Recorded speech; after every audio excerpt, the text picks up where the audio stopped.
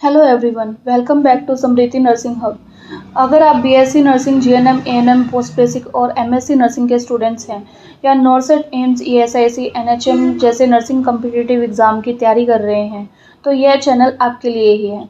यहाँ हम nursing subjects को सिंपल हिंदी और इंग्लिश मिक्स लैंग्वेज में कंसेप्ट बेस्ड और एग्ज़ाम ओरिएंटेड तरीके से पढ़ते हैं।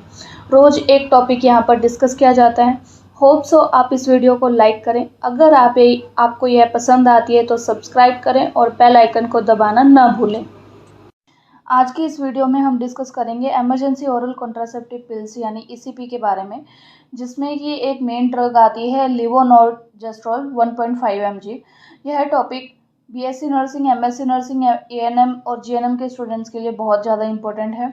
इस वीडियो में हम कवर करेंगे इस ड्रग की drug profile, composition, mechanism of action, pharmacokinetics के बारे में। So let's get started. अब इसके इंट्रोडक्शन की बात करते हैं। लेवोनॉर्जेस्ट्रोल 1.5 mg एक इमरजेंसी ओरल कॉन्ट्रासेप्टिव पिल है। जब अनप्रोटेक्टेड सेक्सुअल इंटरकोर्स हुआ हो या रेगुलर कॉन्ट्रासेप्शन फेल हो गया हो तब यह ड्रग यूज़ करके प्रेगनेंसी को प्रिवेंट किया जा सकता है। फॉर एग्जांपल, कॉन्डम ब्रेक हुआ हो या स्लिप हो जाता है, रेगुलर कॉन्ट्रासेप्टिव पिल्स मिस हो जाती हैं, कॉन्ट्रासेप्शन का इनकरेक्ट यूज़ होता है, या सेक्सुअल असॉल्ट में जब अफेक्टिव कॉन्ट्रासेप्शन यूज़ नहीं हुआ हो। इसे कॉमनली मॉर्निंग आफ्टर पिल भी कहा जाता है। एक इम्पॉर्टेंट पॉइंट याद रखने वाला यहाँ पे ये है कि लेवोनॉर्जेस्ट्रोल इमरजेंसी कॉन्ट्रासेप्शन अबॉर्शन पिल नहीं है। यह ऑलरेडी एस्टेब्लिश्ड प्रेगनेंसी को टर्मिनेट नहीं करती।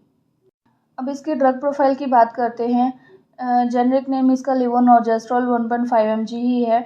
ड्रग क्लास की बात करें तो यह इमरजेंसी हार्मोनल कॉन्ट्रासेप्टिव और specially progesterone only contraceptive class से बिलोंग करती है।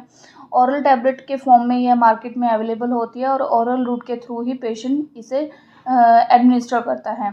स्टैंडर्ड डोज इसकी 1.5 mg सिंगल ओरल डोज के रूप में अवेलेबल होती है। कंपोजिशन की अगर बात की जाए तो यह 1.5 mg के डोज में ही प्रेजेंट होती है। लेवोनॉर्जेस्ट्रोल एक सिंथेटिक प्रोजेस्टेरोन है जो नेचुरली अकरिंग हार्मोन्स प्रोजेस्टेरोन से स्ट्रक्चरली रिलेटेड है। एग्ज़ाम के लिए सबसे इम्पोर्टेंट पॉइंट यही है कि लेवोनॉर्जेस्ट्रोल 1.5 mg single dose emergency contraceptive के रूप में लिया जाता है।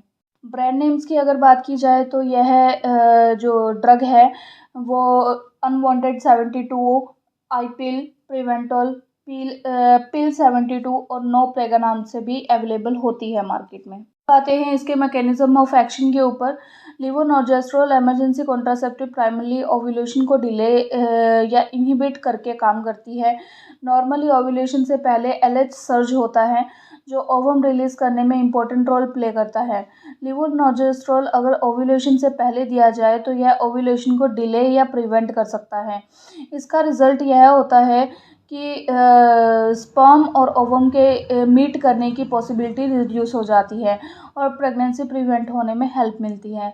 यहाँ एक बहुत ही इम्पोर्टेंट कंसेप्ट यह है कि लेवोनॉर्जेस्ट्रोल इस्टेब्लिश प्रेगनेंसी को टर्मिनेट नहीं करता, यानी यह अबॉर्शन इंड्यूस करने के लिए यूज़ नहीं होता और इमरजेंसी कॉन्ट्रासेप्शन के बेनिफिट तब मैक्सिमम हो जाते हैं जब ये एज सून एज पॉसिबल लिया जाए। फार्माकोकाइनेटिक्स की अगर बात की जाए तो यह सबसे पहले तो ओरली एडमिनिस्टर करने के बाद जल्दी से बॉडी में घुल जाता है। प्रोटीन के साथ बाउंड होकर यह बॉडी टिश्यूज़ में डिस्ट्रीब्यूट हो जाता है, लिवर में मेटाबोलाइज होता है। इसकी अप्रॉक्सीमेटली हाफ लाइफ 24 आवर्स होती है और यूरिन और फीसेस के थ्रू ये बॉडी से एलिमिनेट हो जाता है। यहाँ पर सबसे इम्पोर्टेंट पॉइंट ये आता है कि इसे लेना कब चाहिए। अब समझते हैं कि इमरजेंसी कॉन्ट्रासेप्शन कब यूज़ किया जा सकता है। ठीक है, अनप्रोटेक्टेड सेक्सुअल इंटरकोर्स के टाइम, कॉन्डम ब्रेक या स्लिप हो जाए उस टाइम पे, कॉन्ट्रासेप्शन मेथड का इनकरेक्ट यूज़ हो तब लिया जा सकता है।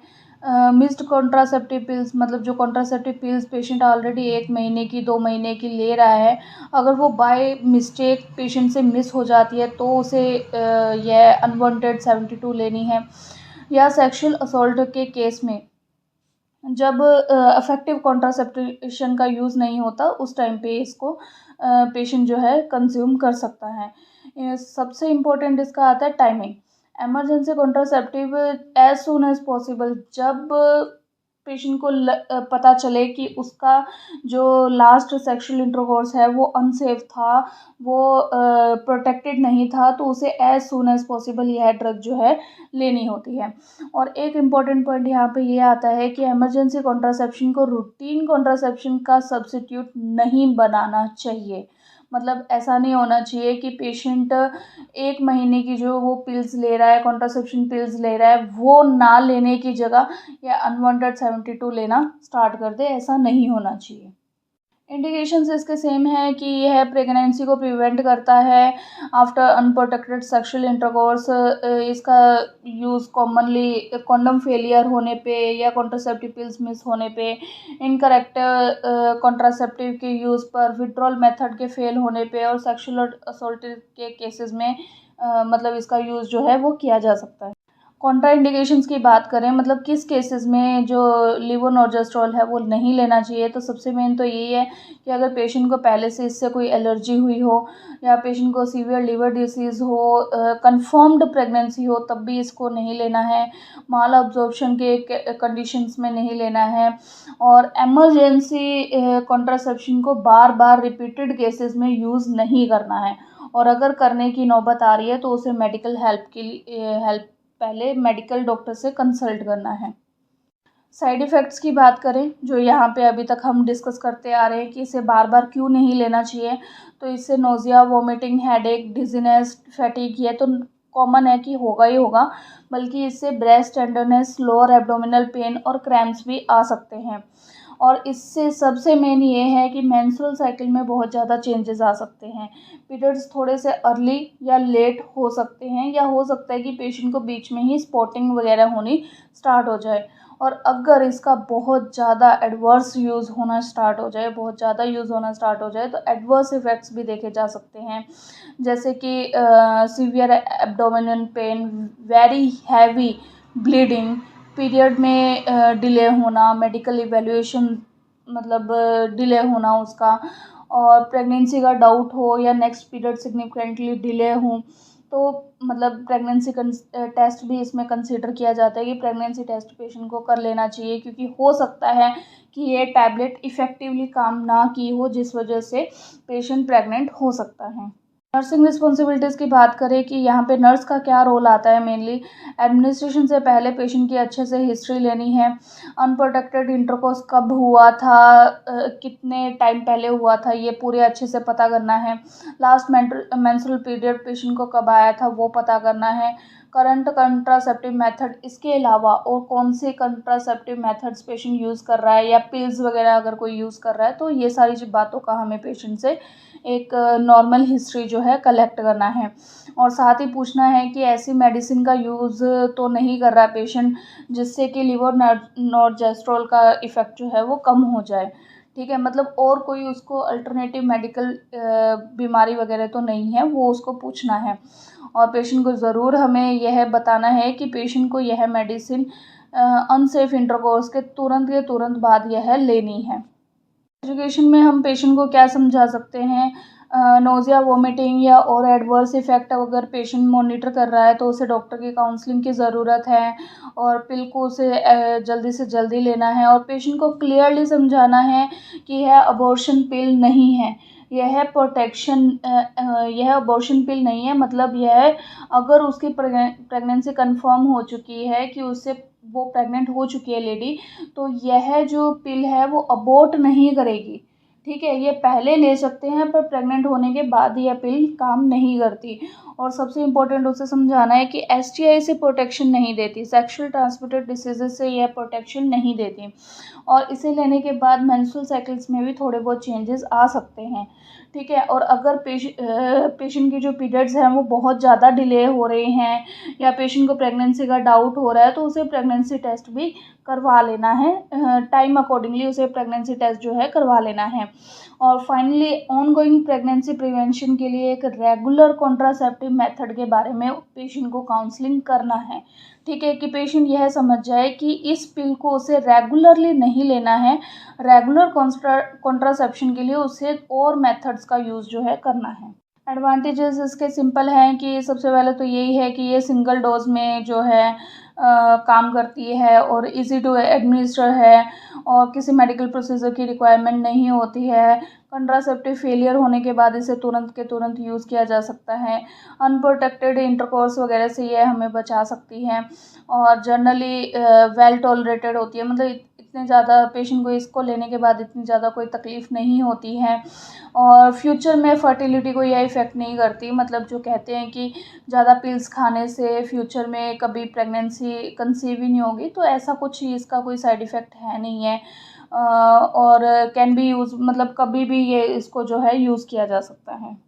डिसएडवांटेजेस की अगर बात करें तो यह रूटीन में नहीं ली जा सकती, ठीक है। पेशेंट हो सकता है कि लेट ले इसको या उसके पीरियड्स लेट आएँ, तो इन सब चीज़ों का ध्यान पेशेंट को रखना पड़ता है और ये एसटीआई से भी प्रोटेक्ट नहीं करती और मेंस्ट्रुअल इरेगुलरिटीज़ और नोज़िया, हेडेक, डिजीनेस जैसी डिस्कम्फर्ट भी पेशेंट को हो सकते हैं इसको लेने के बाद।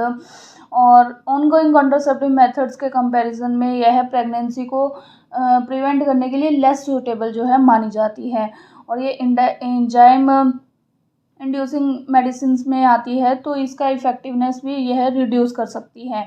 और सबसे इम्पोर्टेंट पॉइंट यहाँ पे ये है कि इमरजेंसी पिल लेने के बाद सेम मेंस्ट्रुअल साइकिल में फ्यूचर में अनप्रोटेक्टेड इंटरकोर्स से प्रेगनेंसी प्रोटेक्शन ग्रांटेड नहीं होती है। तो अब तक हमने इसमें क्या देखा वो हम एक बार देख लेते हैं, रिवाइज कर लेते हैं। इसका यूज़ अनप्रोटेक्टेड सेक्सुअल इंटरकोर्स या कॉन्ट्रासेप्टिव फेलियर के बाद प्रेगनेंसी को प्रिवेंट करने के लिए किया जाता है। सिंगल डोज में 1.5 mg ओरली दी जाती है। ये ओव्यूलेशन को डिले करती है और इनहिबिट करती है और जैसे ही पेशेंट को इसका पता चलता है तो 72 आवर्स के अंदर पेशेंट को एज सून एज पॉसिबल इसको कंज्यूम करना है, वरना प्रेगनेंसी जो है अबकर होने के चांसेस ज़्यादा होते हैं। और यह इमरजेंसी कॉन्ट्रासेप्शन है, ना कि यह कोई अबॉर्शन पिल है। प्रेगनेंसी को टर्मिनेट नहीं करती है, प्रेगनेंसी के रिस्क को कम करती है, प्रेगनेंसी को टर्मिनेट नहीं करती और ये सेक्सुअल ट्रांसमिटेड डिसीज़ को भी प्रिवेंट नहीं करती। आई होप आज का लेक्चर आपके लिए हेल्पफुल रहा होगा। अगर आपको वीडियो पसंद आती है तो लाइक ज़रूर करें और अपने फ्रेंड्स के साथ शेयर ज़रूर करें। समृद्धि नर्सिंग हब को सब्सक्राइब करने के लिए आपका धन्यवाद। कमेंट सेक्शन में ज़रूर बताएं कि आप अगला लेक्चर कौन सी ड्रग या कौन से टॉपिक के ऊपर चाहते हैं। Thank you for watching. Keep learning, keep growing and all the best for your nursing exams.